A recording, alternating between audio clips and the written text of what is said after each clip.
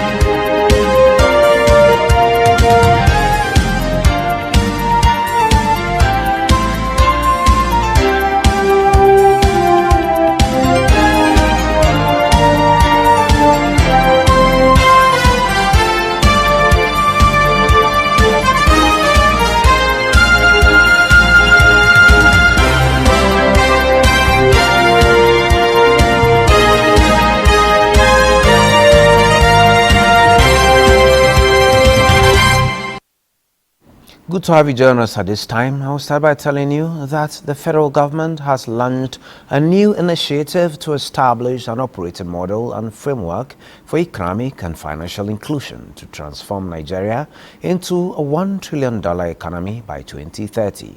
State House correspondent Abdurrahman Jibrila reports that Vice President Kashim Shettima said the initiative symbolizes the commitment of President Bola Tinubu administration to enhancing financial and economic inclusion across Nigeria. The project designed to combat poverty and promote sustainable economic growth from the ground up to set up an operating model for economic and financial inclusion. Vice President Kashim Shettima noted that the idea is to provide access to capital and reduce poverty through legislative interventions and critical policies. I urge each of you involved in this initiative to recognize the weight of your responsibility. We have been uniquely blessed and positioned to change the trajectory of our nation from a nation rich in potentials to reality. You have all been entrusted with the vital national assignment, and I have full confidence that you will bring your best efforts to ensure its success. Since the signing of the accord, a lot of engagement has been going on. We appreciate the fact that we were able to source funding from Bill and Melinda Gates Foundation, under their partner, which is the Lagos Business School, whereby they are funding the operationalization of the accord itself. Since 2015, we've been running an initiative called the Sustainable and Inclusive Digital Financial Services Initiative.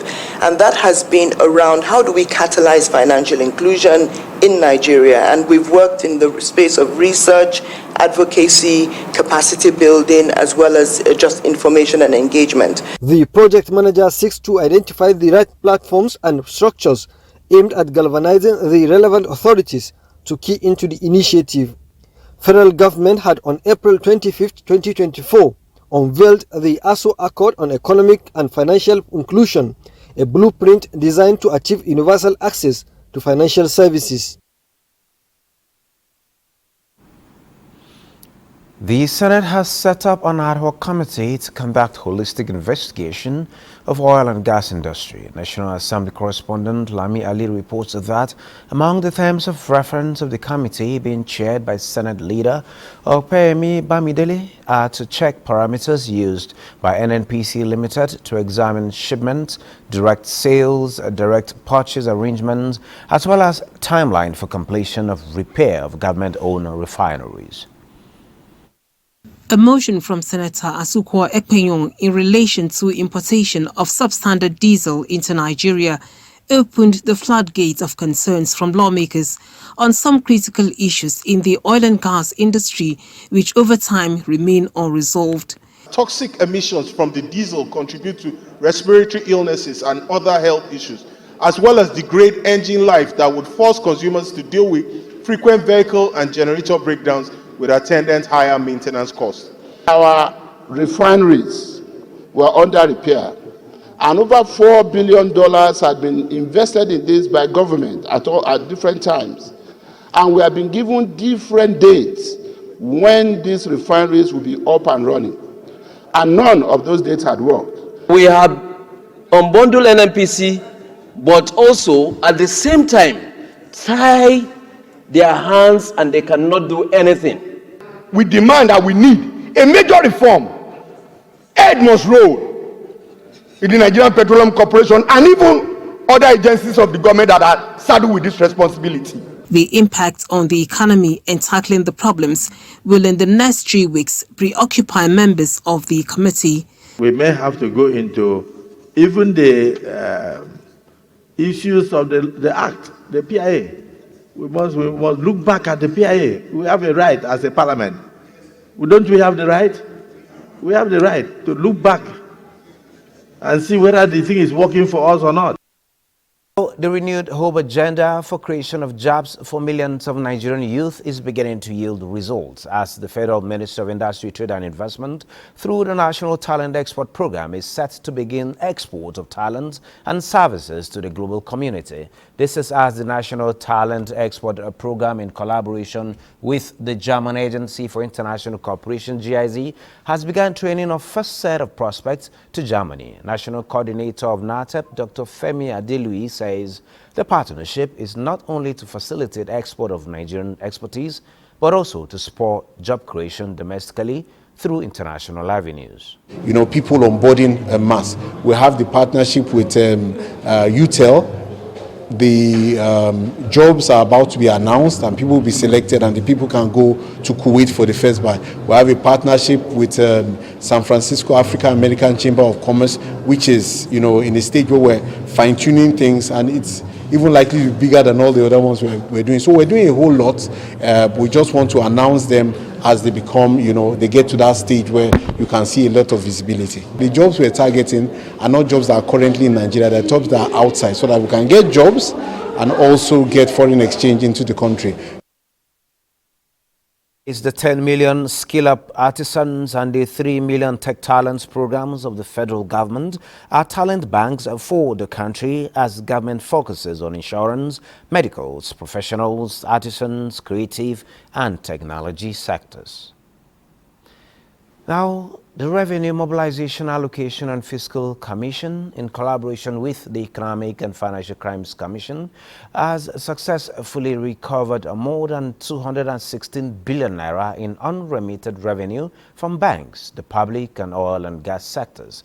This came to the fore when the RMAFC chairman Mohamed Bello Shehu visited the EFCC executive chairman Ola Olukayode in Abuja, while highlighting the long-standing partnership between the two agencies, which began in 2013 with engagement of forensic consultants to recover unremitted and under-remitted revenues collected or deducted by banks for the Federation account from 2008 to 2015.